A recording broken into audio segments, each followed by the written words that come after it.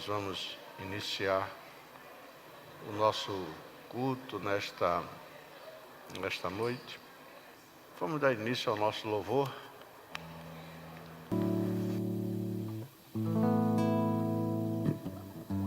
Saúde, amada igreja, com a paz do Senhor, amém. Número 3, aleluia.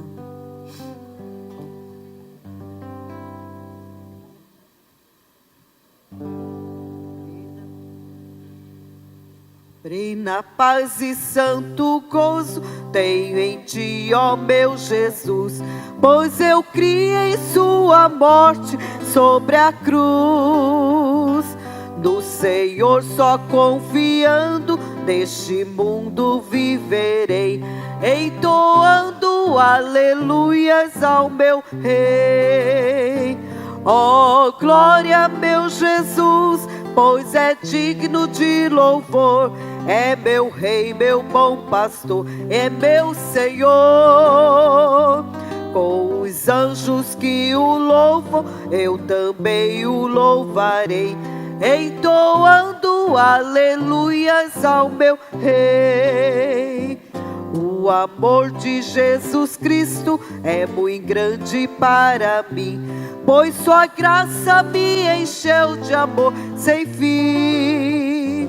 Meu Jesus foi para a glória, mas um dia o verei, entoando aleluias ao meu Rei. Oh glória, meu Jesus, pois é digno de louvor.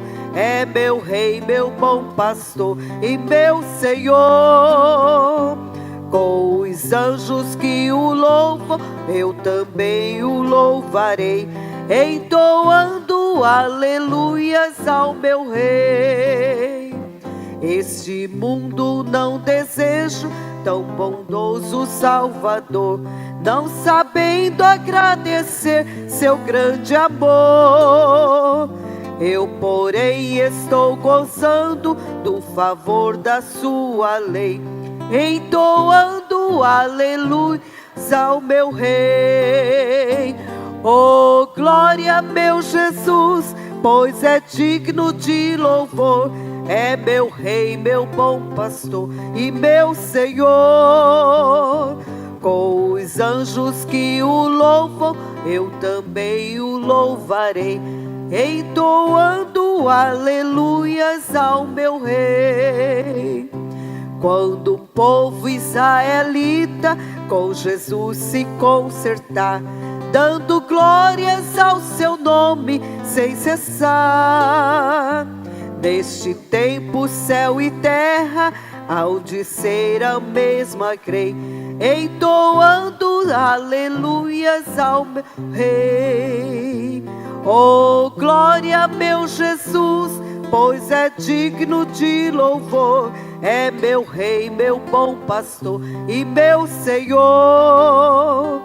Com os anjos que o louvam, eu também o louvarei, entoando aleluias ao meu Rei. Aleluia, glória a Deus. Aleluia. 524.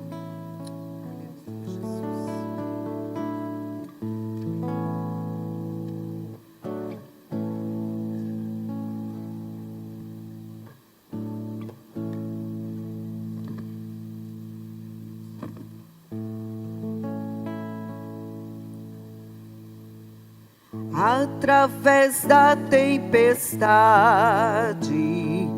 em qualquer calamidade, me consola esta verdade. Cristo pensa em mim, pensa em mim, Jesus, lá nas céus, essa luz, já provaste a cruz, com amor sem fim. Satisfeito estou, sem medo vou,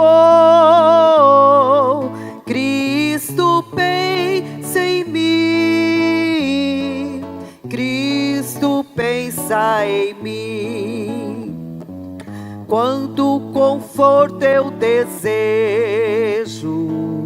força usada almejo,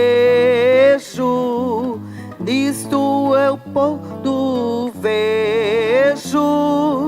Cristo pensa em mim. Pensa em mim, Jesus, lá nasce essa luz. Já provaste a cruz com amor sem fim. Satisfeito estou, sem medo vou. Cristo pensa em mim, Cristo pensa em mim. Se eu receio inimigo, tendo temor do perigo, em Jesus encontro abrigo. Cristo pensa em mim. Pensa em mim, Jesus, lá no céu essa luz. Já provaste a cruz com amor sem fim. Satisfeito estou, sem medo vou. Cristo pensa em mim, Cristo pensa em mim. Caso eu vá ausentar-me dos meus irmãos, separar-me, nisto eu hei de consolar-me. Cristo pensa em mim. Pensa em mim, Jesus, lá nos céus a luz. Já provaste a cruz com amor sem fim. Satisfeito estou, sem medo vou. Cristo pensa em mim, Cristo pensa em mim. Amém. Amém. Louvado seja Deus. Meus queridos, nós temos um pedido de oração. A irmã Rosilene, ela pede oração em favor de Geberson e Lohane. Esse casal perdeu uma filha de 2 anos, para orarmos para Deus estar confortando o coração. A equipe do culto de libertação oferece o culto de ações de graças pelo aniversário do presbítero Wilson Leite, que é hoje. Parabéns, Wilson. Glória a Deus, né? Hoje, seu aniversário. A família de Wilson Leite oferece o culto de ações de graça pelo seu aniversário também. É hoje, né? Glória a Deus. Meus queridos, Mateus 16, 23 diz: Ele, porém, voltando-se, disse a Pedro: Para trás de mim, Satanás, que me serves de escândalo, porque não compreendes as coisas que são de Deus, mas só as que são dos homens. Quem mais deseja oração? Vamos estar orando. Amantíssimo, soberano e eterno Deus, nós queremos te louvar, te agradecer por esta grande e rica oportunidade de podermos estar na Tua casa, Senhor, para Te adorar, para bendizer o Teu nome, declarar que Tu és um Deus maravilhoso, um Deus santo, que tens todo o poder. É por isso, Senhor, que apresentamos o pedido da irmã Rosilene, mas também, Senhor, queremos apresentar as necessidades dos Teus filhos que ergueram as mãos. Senhor, a irmã Zulena, para que Tu estejas confortando esse casal que tem perdido a filha de 2 anos.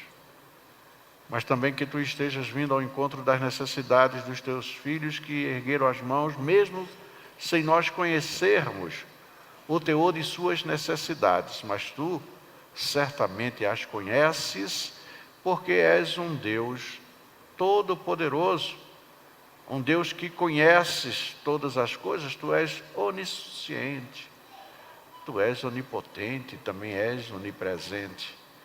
Por isso, Senhor, que certamente Tu irás conceder a vitória, Tu vais resolver os problemas dos Teus filhos, Tu certamente irás fazer esses milagres que todos aguardam e esperam de Ti, para que o Teu nome seja louvado e engrandecido na terra. Agora, Pai, mais uma vez Te pedimos que estejas, através do Teu Santo Espírito, transformando os nossos corações em uma terra fértil, abra o nosso entendimento também, e que verdadeiramente, Senhor, a poderosa semente que a Tua palavra, ao ser semeada, ela germine e, germinando, venha dar fruto, e esses frutos venham permanecerem, e sejam todos frutos dignos de arrependimento. Também, Senhor, ensina-nos, capacita-nos a sermos semeadores. É nesses termos, Pai, que oramos e agradecemos, no nome do Teu Filho amado Jesus Cristo, que vive e reina para sempre. Amém e amém. Glória a Deus. Podeis assentar, amados.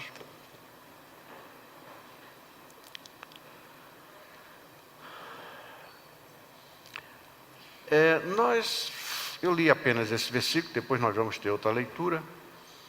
Mas nós encerramos a semana passada, terminamos o culto assim, falando exatamente de 2 elementos, que é o joio e o trigo. E eu falei terça-feira passada que, erroneamente, às vezes, nós até achamos que o trigo é aquela pessoa que está se portando mal, que peca, que tem seus altos e baixos, e aquilo que as pessoas chamam, é um tribuloso, né? É um linguajar. Na verdade, nós temos nossa, como é que se diz? Nossa linguagem gospel, evangélica, né? Fulano é tribuloso. Então a gente acha que o tribuloso é o joio. Mas pode não ser, o nosso julgamento pode estar totalmente errado, porque o tribuloso, tribulosa, mas o joio, queridos, vem com uma mensagem, um pensamento, uma ideia que contradiz totalmente aquilo que Deus quer de nós. E essas ideias, claro, que parte de Satanás, é o inimigo que coloca dentro da igreja, e esses pensamentos, essas ideias, vai fazer com que nós saiamos, que esse é o objetivo, do foco que é o Senhor. Nós percebemos fundamentalmente, e muitas vezes, eu falei isso terça-feira, que esse joio, ele não é assim percebido como uma coisa ruim, porque ele está sempre bonito. Mas veja bem, tudo que não tem origem naquilo que Jesus veio demonstrar para nós e viver para nós, que é a humildade, com a diferença do trigo e do joio.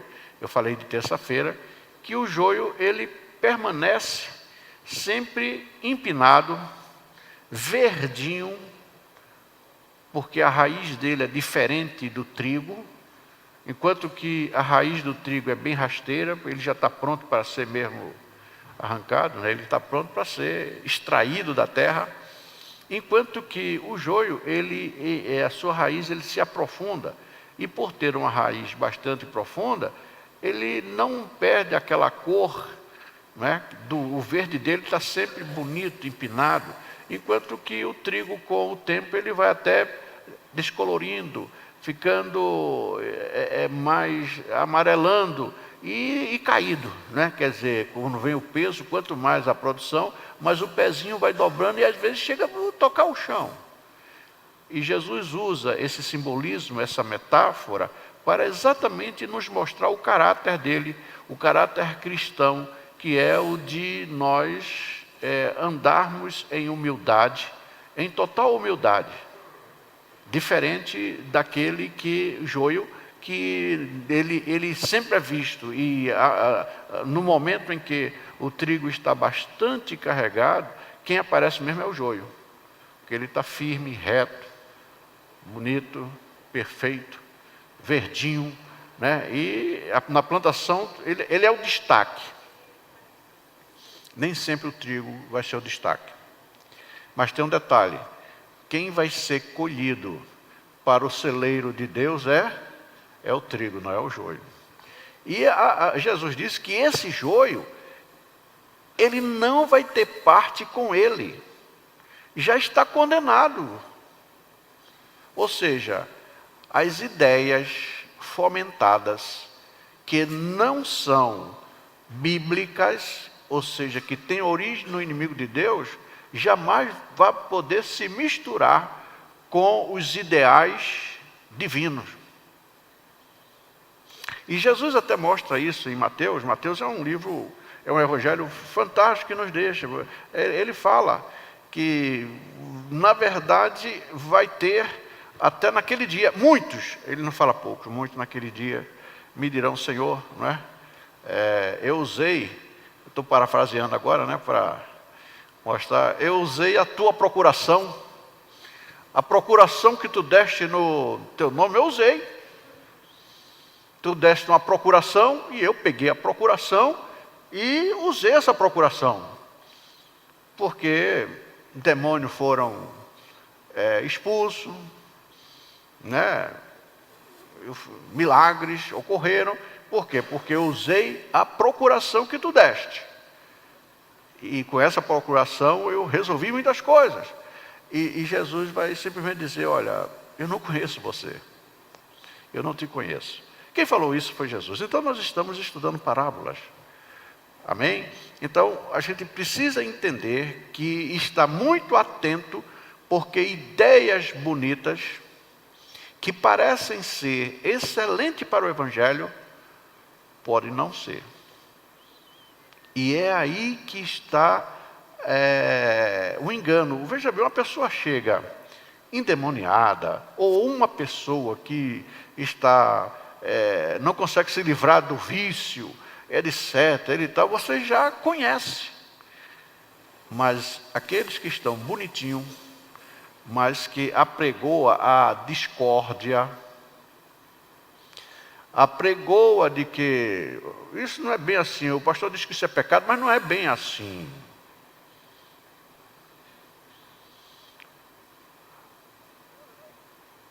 Você confessar pecado, isso já era. Não precisa confessar.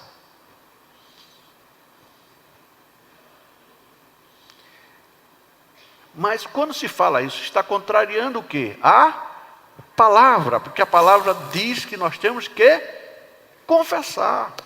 Quando alguém vem com essa ideia, e sempre as ideias do jogo são ideias que fazem com que a gente assimile, e não só assimile, mas até goste. É mesmo? Claro. O Deus da graça, o Deus maravilhoso, você não precisa confessar nada. São ideias, são sugestões que mudam exatamente e contradizem o que a Bíblia diz, e quando nós não obedecemos o que a Bíblia manda, nós estamos o quê? Pecando.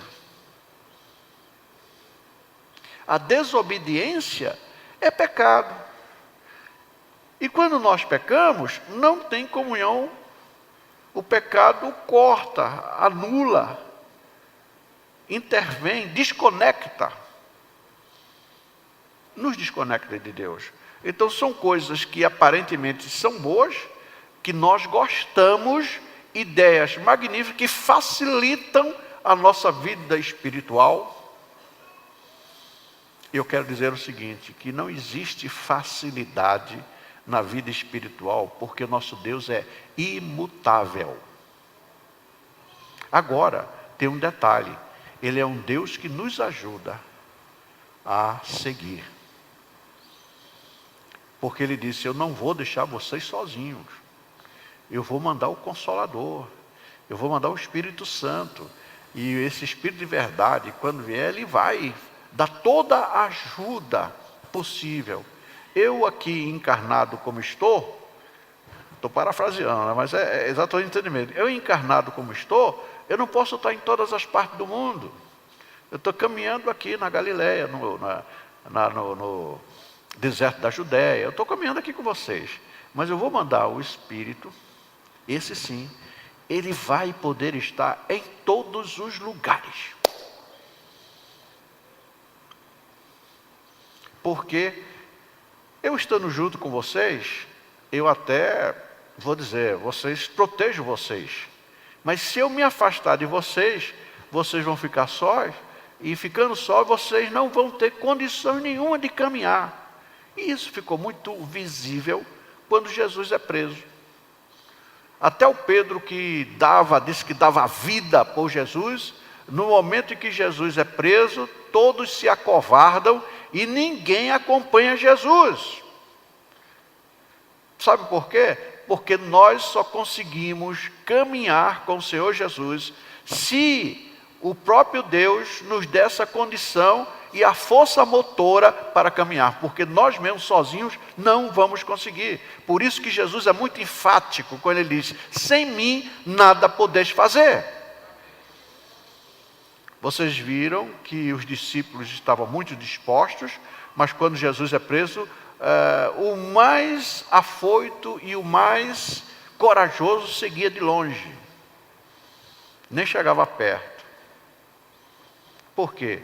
Porque, queridos, lembre-se disso, nós só caminhamos o caminho da nossa vida espiritual reta se formos guiados e fortalecidos pelo Espírito Santo. Agora, a palavra diz que Jesus disse que há uma força motora que foi lançada dentro da igreja para impedir ou retirar o foco do evangelho genuíno que nós precisamos ter para prosseguir. Amém? Isso ficou bem entendido. E eu quero fazer, agora, para mostrar, eu mostrei uma faceta aqui dos discípulos, mas eu vou falar de uma igreja. Como isso é tenebroso em uma igreja. Eu preciso, minha filha, que você coloque para mim aí, Apocalipse, capítulo 2, a partir do versículo 18, eu vou ler esse texto, que vocês vão ver essa realidade do trigo e do joio. Ou seja, o que o joio pode fazer no trigal do Senhor. E ao anjo da igreja de Tiatira escreve, isto diz o Filho de Deus, que tem os olhos como chama de fogo e os pés semelhantes ao latão reluzente. Eu conheço as tuas obras, e o teu amor, e o teu serviço, e a tua fé, e a tua paciência, e que as tuas últimas obras são mais do que as primeiras. Mas tenho contra ti o tolerares que Jezabel, mulher que se diz profetiza, ensine e engane os meus servos, para que se prostituam e comam dos sacrifícios da idolatria. E dê-lhe tempo, para que se arrependesse da sua prostituição, mas não se arrependeu. Eis que a porei numa cama, e sobre os que adulteram com ela virá grande tribulação, se não se arrependerem das suas obras. E ferirei de morte a seus filhos, e todas as igrejas saberão que eu sou aquele que sonda as mentes e os corações, e darei a cada um de vós segundo as vossas obras. Mas eu vos digo, a vós e aos restantes que estão em Tiatira, a todos quantos não têm esta doutrina e não conheceram, como dizem, as profundezas de Satanás, que outra carga vos não porei. Mas o que tendes, retende-o até que eu venha. E ao que vencer, e guardar até o fim as minhas obras, eu lhe darei poder sobre as nações. E com vara de ferro as regerá, e serão quebradas todos os vasos do oleiro, como também recebi do meu Pai. Dar-lhe-ei a estrela da manhã. Quem tem ouvidos, ouça o que o Espírito diz às igrejas. Para explicar a questão do trigo e do joio, a gente vai agora trabalhar em Tiatira.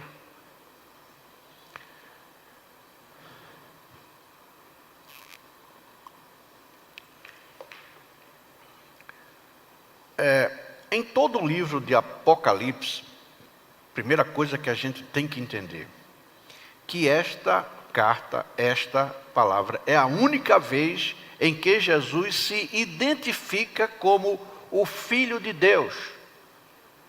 É muito importante você guardar isso. É só nessa carta, é só nesse texto de Apocalipse, que Jesus, ele se identifica como o Filho de Deus. Olha aqui, ó. E ao anjo da igreja de Tiatira escreve, isto diz o Filho de Deus. É significativo observar esse detalhe, já que esta igreja Tiatira, ela é portadora de muitas grandes qualidades. Ela tem o seu azimute, a agulha de sua bússola, apontada para a flexibilidade de alguns princípios. E essa foi a questão. Existem princípios dentro do Evangelho do Senhor Jesus Cristo que são inegociáveis. Nós podemos ser tolerantes, né, pastor Moisés? Tolerantes, o pastor Moisés hoje falou isso assim, rapaz, o problema é você ter uma coisa que é tolerante, né? Você tolera, né? Não, estou brincando, é verdade. A gente tenta, não que eu não sou tolerante. Eu não sou tolerante, mas a gente tenta ser, viu, pastor Moisés? Na verdade, eu tento. Não que eu tenha alcançado, como Paulo diz, mas eu busco a tolerância. Por quê? Porque a tolerância é bíblica. Não é verdade? É uma das qualidades que o apóstolo Paulo diz que nós temos que tolerar os outros. Eu estou brincando aqui por causa da amizade com Moisés. Mas existem princípios que nós não podemos tolerá-los. Não existe princípios que não tem como tolerar. E o Senhor, ele está dando aqui, quando ele diz que ele é o Filho de Deus, na verdade ele está dando o fundamento da sua autoridade. Porque na verdade, aqui em Tiatira, nós vamos com calma, estar com calma estudando, isso aí é muito importante, e nós vamos devagar, vamos comer não muito rápido. Se não der tempo hoje, a gente vai para amanhã, depois, porque é muito importante, nos dias em que vivemos, Na verdade, nós estamos vivendo um tempo que é necessário nós entendermos algumas coisas que estão sendo colocadas e nós não podemos tolerá-las.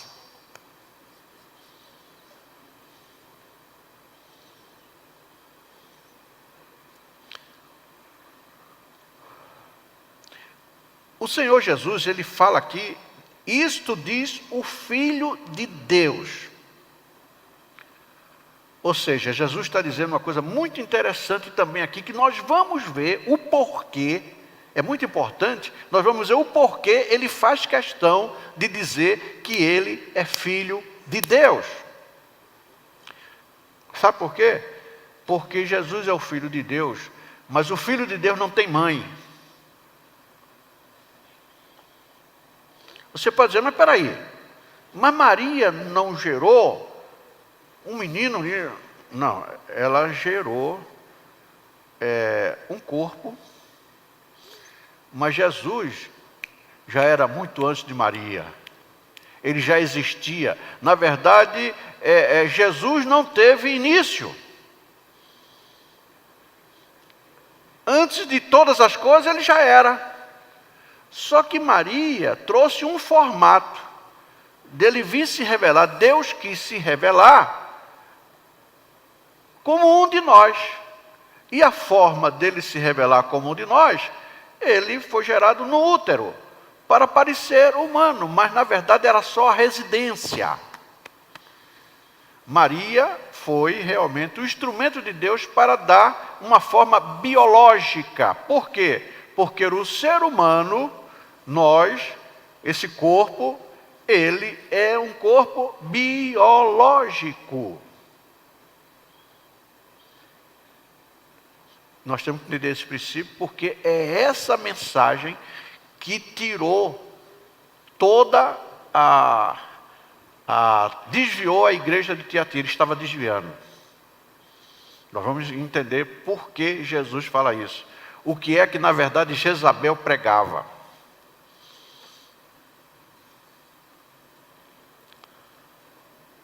Por quê?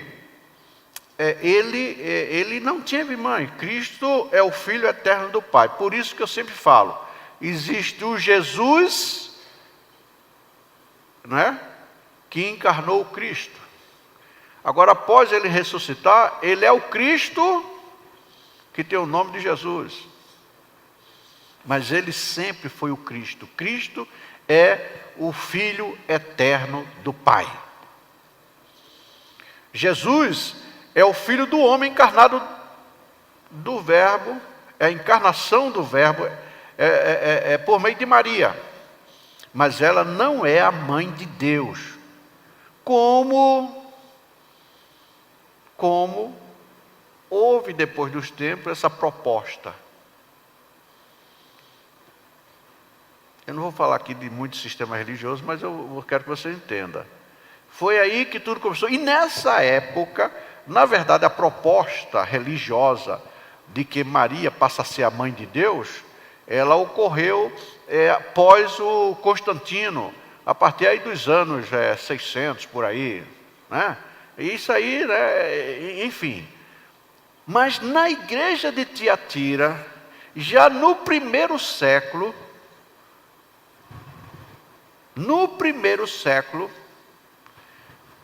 ainda na época da igreja primitiva, onde realmente os apóstolos, João ainda existia, tranquilo, houve por parte de Jezabel de imitar o que os gregos tinham, uma tal de Semíris. E sabe o que é essa mulher? A rainha do céu. Foram esses estudos que Jezabel começou a pregar na igreja, e aí começaram as prostituições. Na verdade, vamos te mostrar o fato histórico. Tiatira representa essa igreja exatamente nessa faixa aí dos séculos 600 na era 600 a 1570, 1600, uns 100 anos, uns 1000 anos.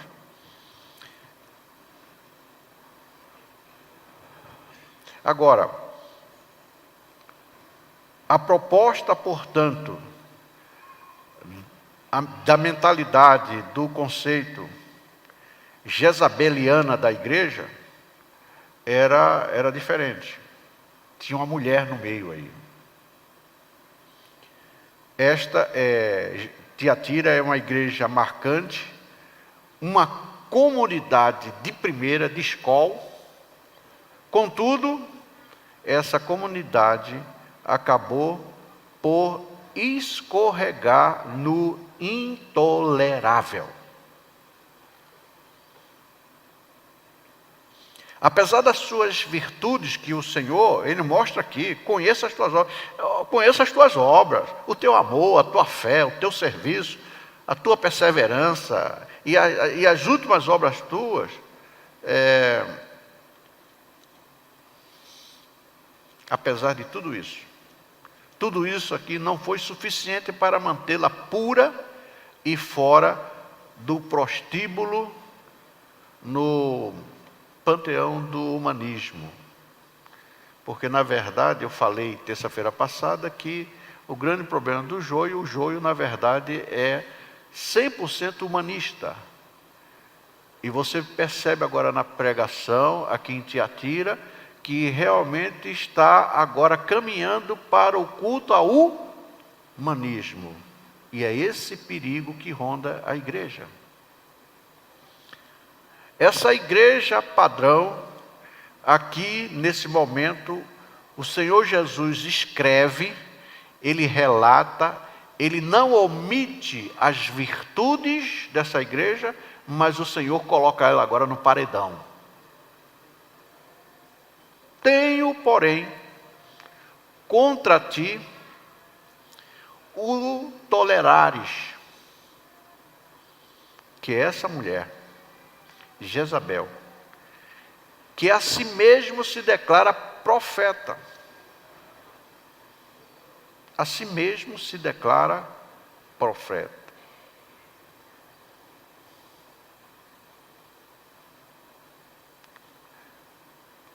Ela se declara profeta e ela ensina.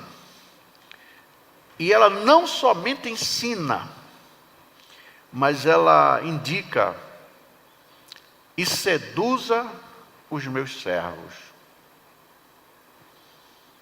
E nessa sedução, eles passam a praticarem a prostituição e a comerem coisas sacrificadas aos ídolos.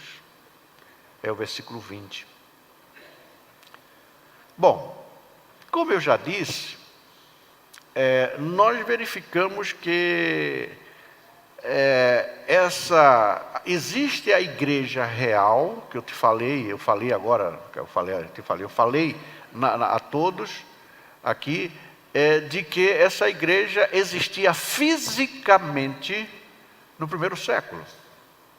Todavia, nós já falamos aqui sobre as 7 igrejas, e eu falei também que, apesar de todas as 7 estarem fisicamente dentro do primeiro século, mas elas representam historicamente dentro da história do cristianismo, uma fase que o cristianismo passou. Vocês lembram disso? Se não lembrar, eu volto depois a gente estudar as 7 igrejas. Então, porque cada igreja, os nomes têm um significado e também tem o seu momento, o seu período histórico na história. Até os dias de hoje, as 7 igrejas, ela representa uma fração do tempo em que o cristianismo exerceu até hoje. Nesses 2000 anos de cristianismo, as 7 igrejas, elas estão posicionadas dentro de alguns períodos históricos. E Tiatira, como eu já falei, ela é pós-Constantino, ela não é antes Constantino. E quando eu digo pós-Constantino, vocês sabem que no século III, Constantino, que era o imperador romano, ele se diz agora cristão. Ele que era o Deus, de repente ele se converte ao cristianismo. Alguns teólogos falam que ele se converteu realmente, outros dizem que ele se converteu porque ele estava perdendo força, poder, e a igreja estava muito forte, o que é uma verdade isso aí, e ele, enfim, ele se converte. E nesse período aí de conversão, é que começa a acontecer algumas coisas. Mas eu não vou falar de Constantino porque nós estamos falando de Tiatira. Então eu quero dizer que Tiatira, o período histórico dessa igreja de Tiatira, ela ocorre depois quando o Estado a igreja se torna altamente poderosa. Tem um ponto positivo nessa igreja, porque nesse período o que é que ocorre? A obra é muito grande. A igreja, ela se estende pelo mundo. Conheça as tuas obras. E elas agora são muito maiores do que no começo. E ela se tornou muito grande. Muito grande. Uma operação fantástica. Evangelizou, digamos assim, o mundo inteiro. Mas eu tenho contra ti, que foi nesse período aí dos anos 600 até 1500, e foi aí que depois aí vem a reforma, aquela coisa toda que depois a gente entra aí no meio para trabalhar, mas eu queria que você entendesse que a obra é muito grande dessa igreja, mas eu tenho contra ti, qual foi nesse período o maior erro? Foi criar uma mãe para Deus.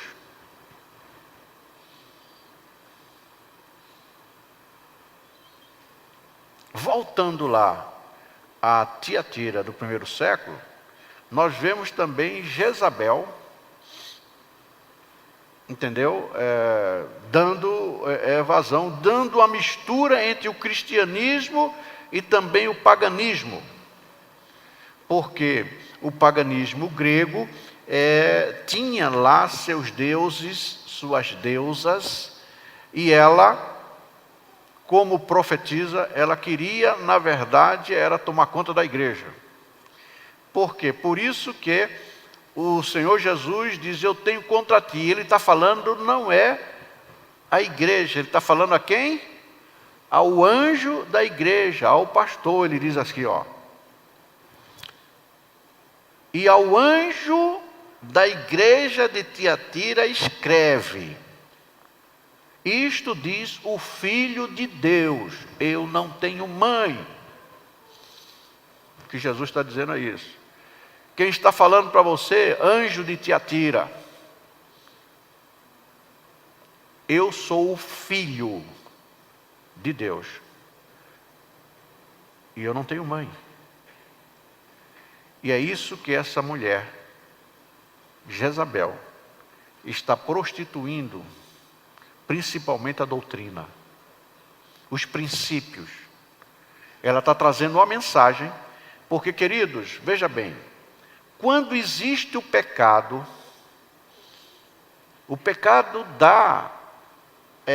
abre a porta para quê? Para a prostituição, para o roubo, para tudo.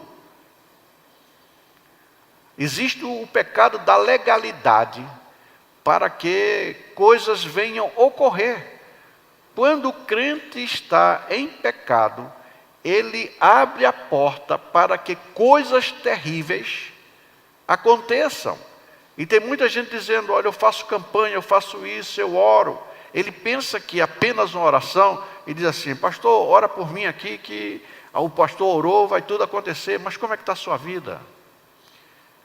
Quem está governando sua vida? O pastor chega, ora, abençoa.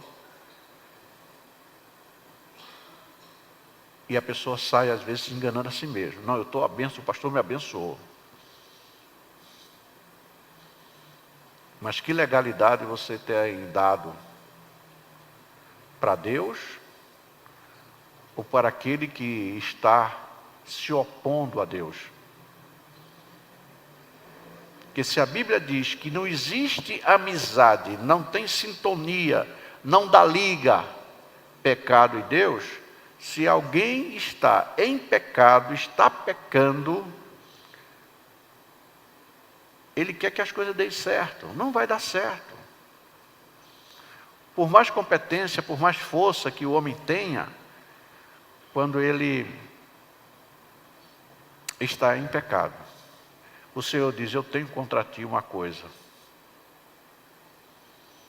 Apesar de toda essa força da igreja, apesar de toda essa operação dela, apesar do conceito, apesar de um trabalho fantástico que ela faz, mas o Senhor diz: eu tenho contra ti. Sabe por quê?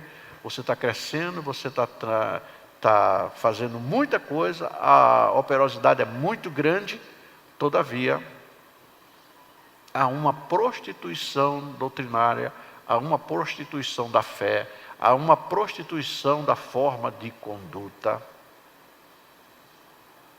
A prostituição é exatamente você não ser fiel aos princípios que Deus quer. Os irmãos estão entendendo? Que foi uma mensagem, veja bem, é por isso que Jesus faz questão de dizer: essa mulher que se diz profetiza, porque ela falava em nome de quem? Em nome de Deus.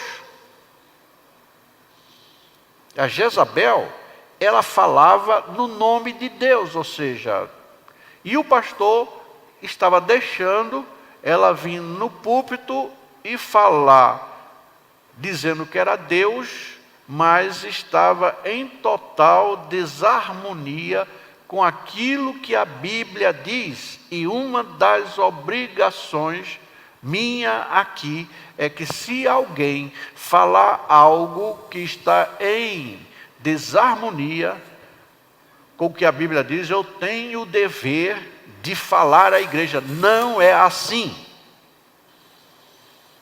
Mas foi o Papa que falou aqui. Não pode ser o Papa, mas não é assim. Por quê? A autoridade da igreja é a palavra de Deus. E a palavra de Deus são princípios inegociáveis. Nenhum de nós pode negociar a palavra. São princípios que não tem como nós abrirmos mão. Sabe por quê? Porque Jesus disse: eu sou o caminho, eu sou a verdade, eu sou a vida. E ninguém vai chegar ao Pai. Ninguém vem ao Pai a não ser por mim. E a Bíblia diz que Jesus é o verbo divino, ele é a palavra. Então, no momento que eu negocio a palavra, eu estou prostituindo aquele com outra pessoa e desprezando aquele que é o caminho da salvação, aquele que só ele pode me levar até Deus.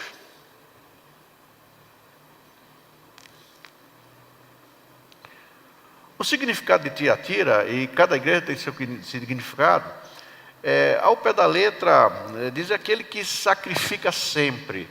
E nós podemos então chamar, porque uma das coisas que lá em Israel a gente aprende é que quando há um sacrifício constante, quando se vai lá no visitar nós vamos agora, cadê o Jodeon, né, Jodeon? Vamos voltar lá, né, no tabernáculo. Então, ali é um processo em que animais faziam fila e derrama sangue. E o odor não é bom. Animais sendo mortos o tempo todo. Tem um certo odor estranho, ou não? O sangue derramado e tal, tem odor. Por isso que é aquele que sacrifica. Então a gente pode dizer que o nome de Tiatira, para o melhor entendimento, é odores fortes. Odores fortes. E essa igreja, no aspecto local, que é o agora do primeiro século, foi movida pela mentalidade. Vou falar uma coisa aqui. Mentalidade sindicalista.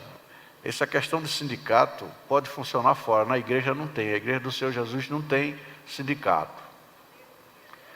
E uma das coisas que às vezes tem tentado se colocar na igreja, viu, pastor Moisés, é sindicato. A igreja do Senhor Jesus Cristo não tem sindicato. Sabe por quê? Porque ela tem um proprietário. E o dono é único, não é a sociedade.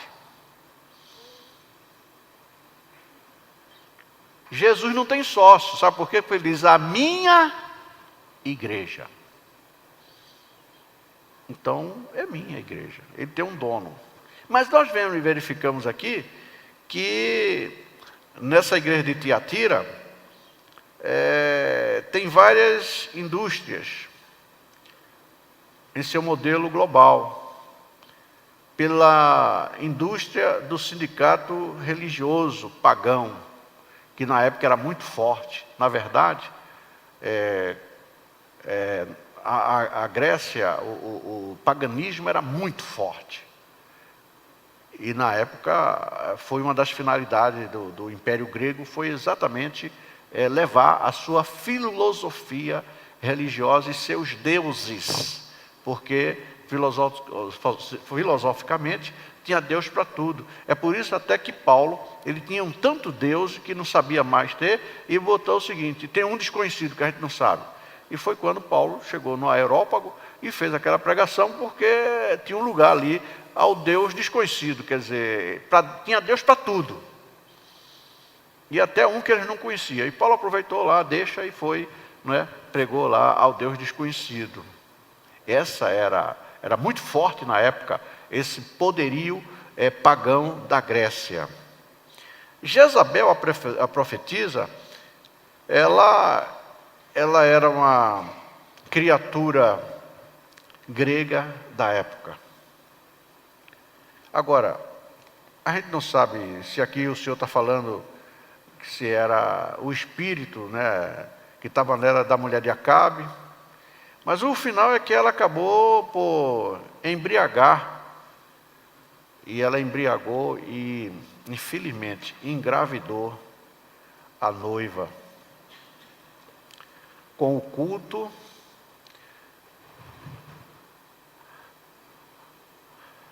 a Samíramis,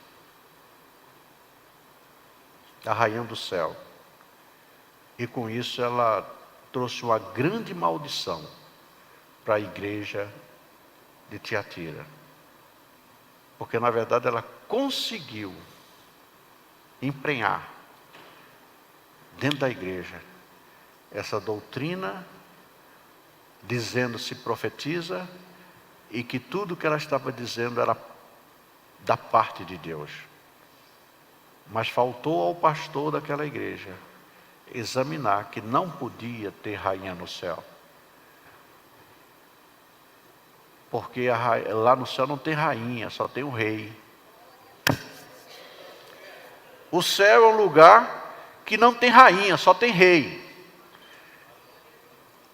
Mas pastor, então quer dizer que o céu tem uma discriminação lá, Que é negócio... É discriminativo, a discriminação total, não tem mulher. Isso é um absurdo. Jesus explicou isso. Que os seres espirituais não têm sexo. E é por isso que o Senhor faz tanta questão que nós produzamos aqui na terra. Porque somos nós, eu e você, que temos a obrigação de povoar os céus. Isso é uma coisa linda. Você já pensou? Isso é revelação.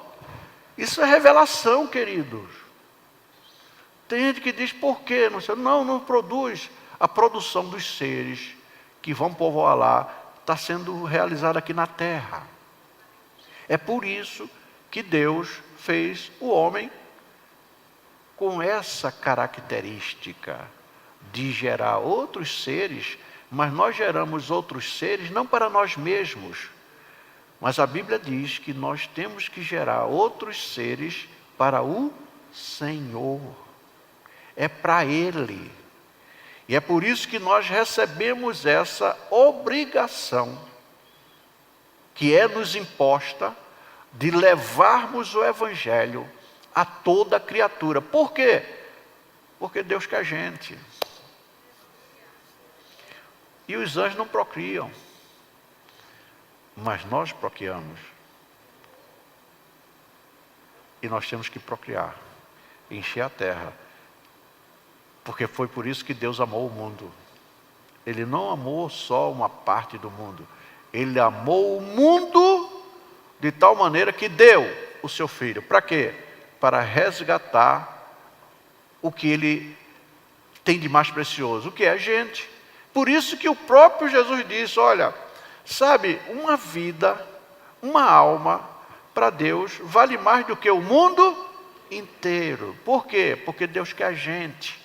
E sabe quem tem essa obrigação de levar a gente para o lado dele? Eu e você. Somos nós. Nós temos que produzir. Por isso que existe galardão, existe recompensa para aquele que se esforça. E leva o quê? Leva para ele o que existe mais de precioso. Ele não está querendo ouro, não quer prata, porque ele já é dono da prata, do ouro, de todas as coisas. Mas o Senhor quer o quê? Gente. Estão entendendo? E essa gente que vai para lá, não vai mais procriar.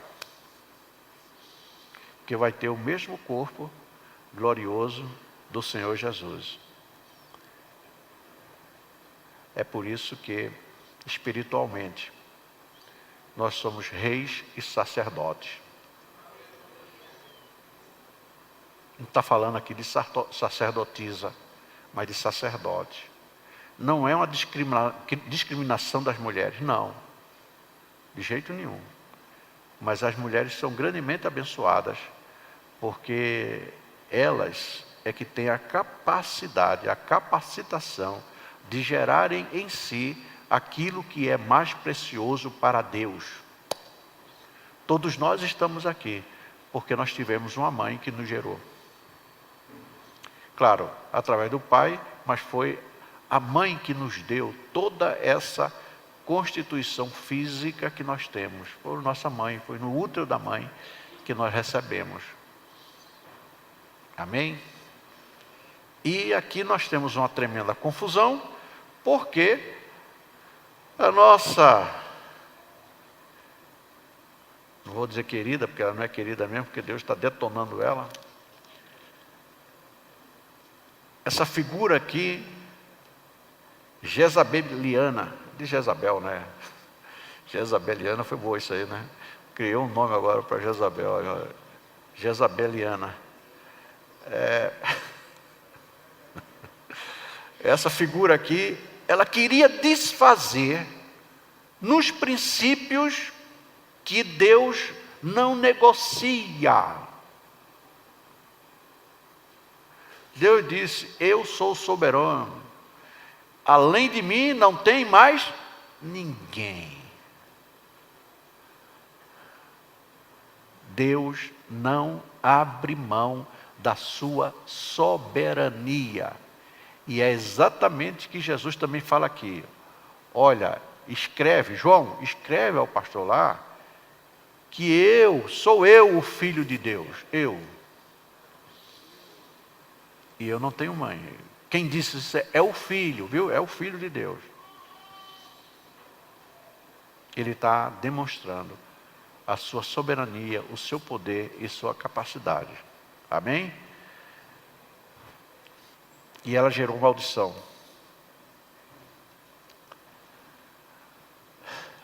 Agora tem uma coisa interessante aqui, que eu já vou parar porque tem a ceia do Senhor. No versículo 21, é muito interessante isso. E eu vou parar por aqui porque não tem tempo de entrar. Dei-lhe tempo para que se arrependesse da sua prostituição. Mas ela não se arrependeu. Vamos parar por aqui. Terça-feira nós vamos dar continuidade. Amém? Então, quem quiser pode vir. É muito importante nós entendermos esses princípios, porque nós estamos falando de princípios inegociáveis. E muitas vezes nós ouvimos muitas coisas bonitas que enchem o nosso coração. O coração não, enche o nosso ego, enche a nossa mente, e a gente fica na maior, felicidade, alegria. Não, tal, eu posso. Porque esse é o propósito do inimigo.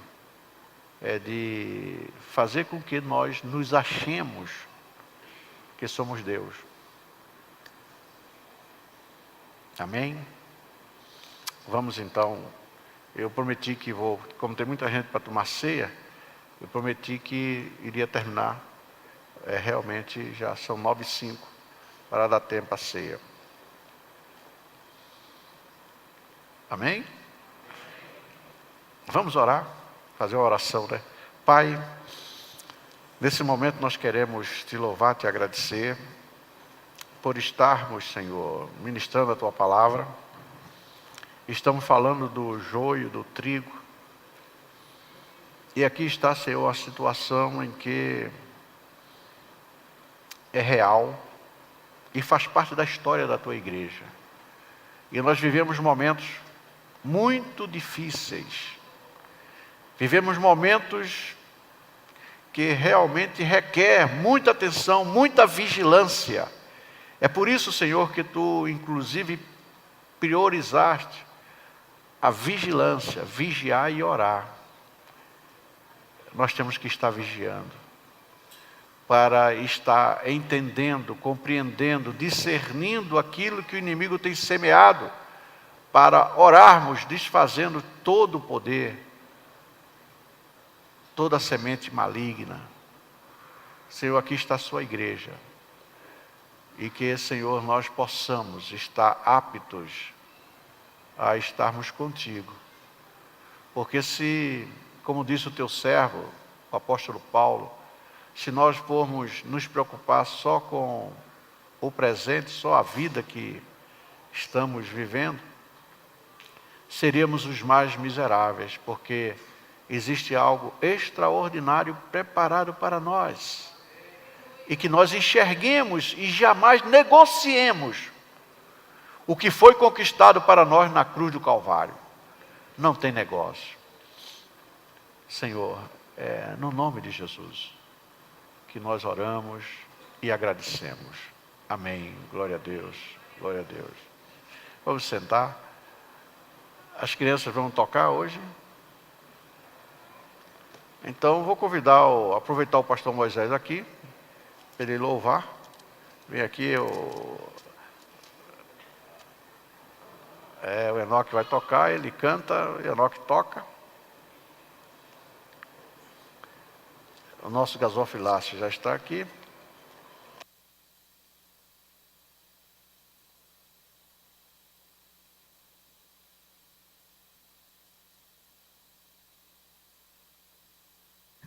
Eu vou verbalizar a palavra do Senhor. Malaquias 3:10 traz. Obrigado, meu chefe.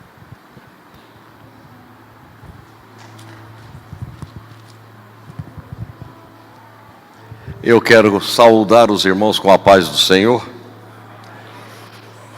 Vamos ver se dá.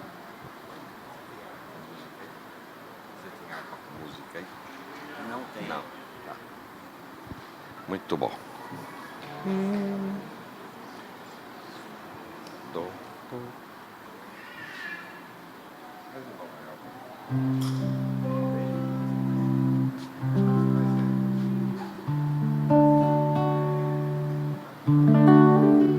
Hino de número 75, harpa cristã.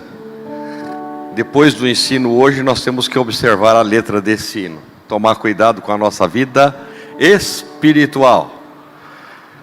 Jezabel está aí, não é?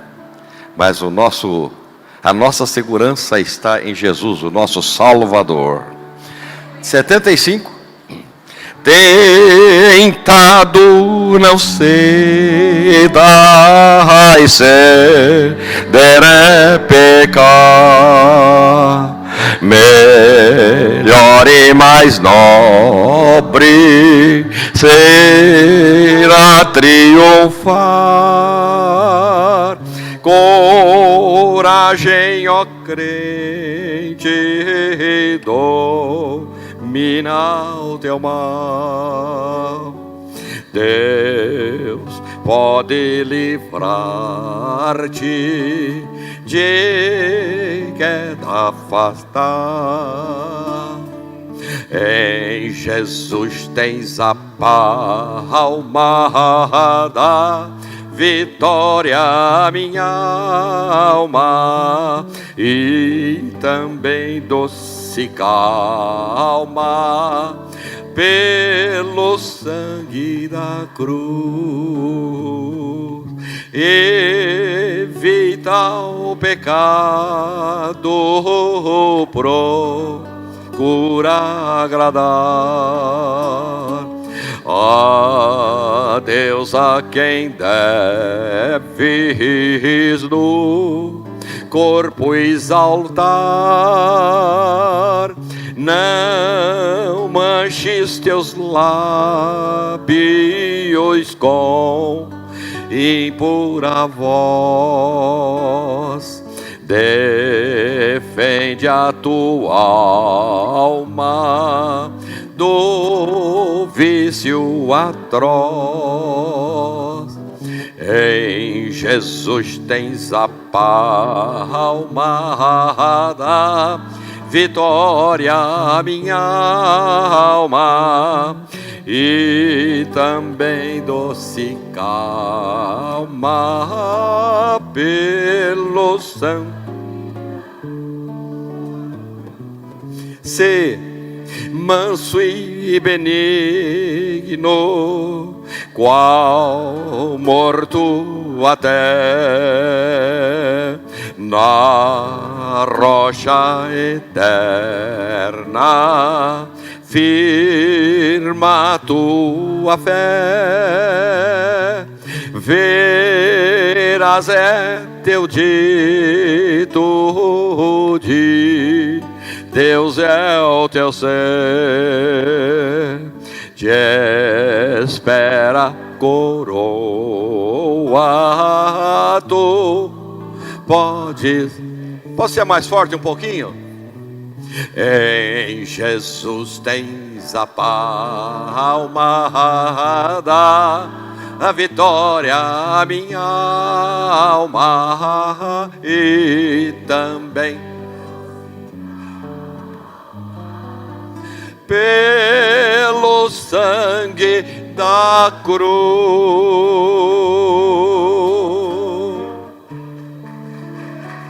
Fica aí,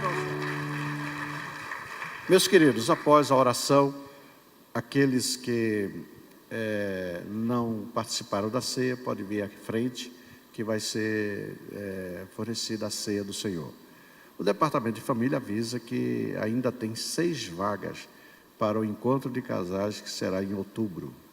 Então tem 6 vagas, procura ali, está ali Adriano, irmão Beratá, Jodeon, você pode procurar algum desses aí, já trabalhar com eles aí, que vai dar tudo certo.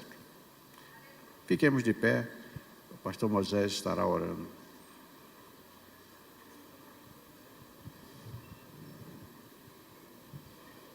Pai querido e eterno, nós nos alegramos nesta noite diante da Tua presença, quando tivemos a alegria de poder ouvir a Tua voz, através da Tua palavra, que sem dúvida e por certo veio ao encontro dos anseios dos nossos corações. Nós te rogamos, Pai querido, que este ensinamento nos conduza com passos firmes, para seguirmos, Senhor, a caminhada para a qual fomos chamados, de não somente irmos, mas levarmos conosco almas compradas, lavadas e remidas pelo sangue de Jesus. Usa, pois, Senhor, a Tua igreja de uma maneira extraordinária e poderosa. Abençoa agora os Teus servos que vão participar da Santa Ceia. E ao irmos para os nossos lares, guarda-nos, acampa os Teus anjos ao nosso redor e seja conosco até o precioso dia da Tua volta. Amém e amém. Que a graça do nosso Senhor e Salvador Jesus Cristo, o amor do nosso Deus e Pai, a comunhão e as consolações do Santo Espírito de Deus, seja sobre todos nós, agora e para sempre. Todos digam amém. Projeto especial para abençoar vidas e a vitória nossa pelo sangue de Jesus. Vitória, poder e glória. Maranata.